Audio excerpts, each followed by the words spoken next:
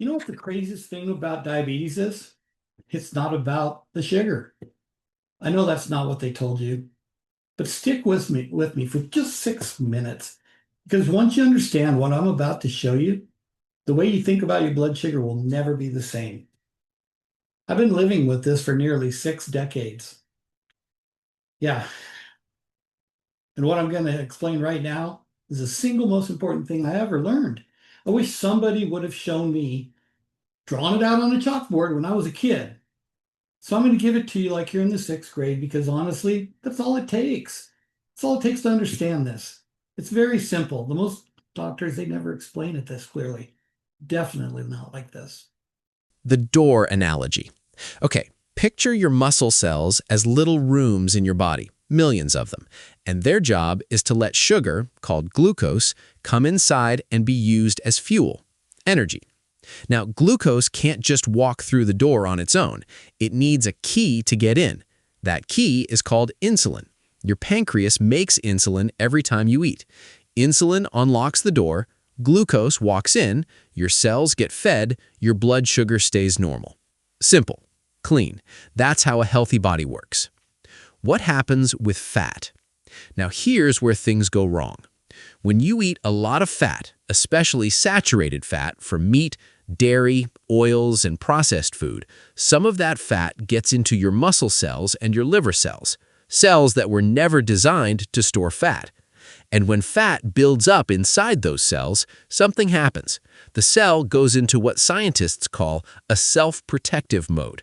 It's like the cell says, hey, I've already got enough fuel in here. I'm burning this fat. I don't need glucose right now. Close the door. So the cell starts ignoring insulin. The key is in the lock, but the door won't open. That's insulin resistance, and that is the root of type 2 diabetes. The traffic jam. Imagine your cells are like busy parking lots. Glucose is trying to enter, but when the lot is already crowded with fuel that's being stored or processed, glucose may spend more time circulating in the bloodstream before it can be used. As a result, the body may respond by producing more insulin to help manage blood sugar levels. Researchers have spent decades studying how different fuels, including fats and carbohydrates, influence the way the body uses energy.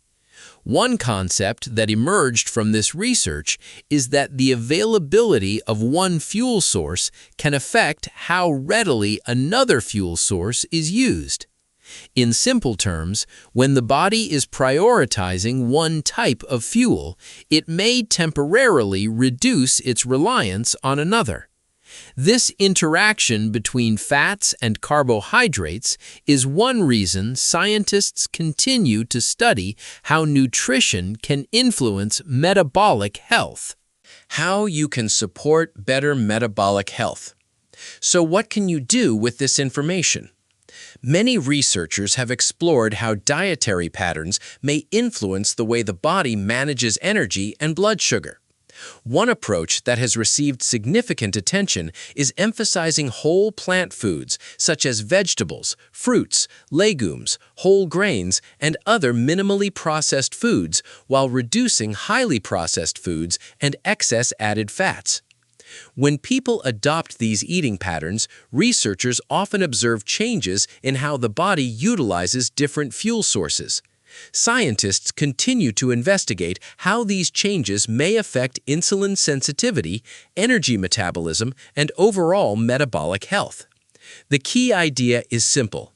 The foods we eat can influence the environment inside our cells, and that environment can influence how efficiently the body handles glucose and other sources of energy. While individual results vary, a growing body of research suggests that dietary choices can play an important role in supporting long-term metabolic health. Now, I want you to sit with that for a second. Because if what you just heard is true, and I'm telling you that it is, backed by nearly a century of science, then the whole conversation about carbs causing diabetes is totally backwards. It's not the banana, it's not the sweet potato, it's not the beans. It's the fat that got into your cells and jammed the door shut. That's what's blocking the insulin. That's what's keeping your blood sugar high. And when you eat the way I eat, whole food, plant-based, low fat, you're not just managing your blood sugar, you're clearing out the fat, opening the door, and letting your body do what it was built to do. That's not managing diabetes, that's dominating diabetes. I've lived with this for nearly 60 years and I've watched it work in people all over the world. And if you want to understand exactly how to do it, step by step, that's what the Dominate Diabetes system is built for. Check out this next video and subscribe if you want more information that will really change your life.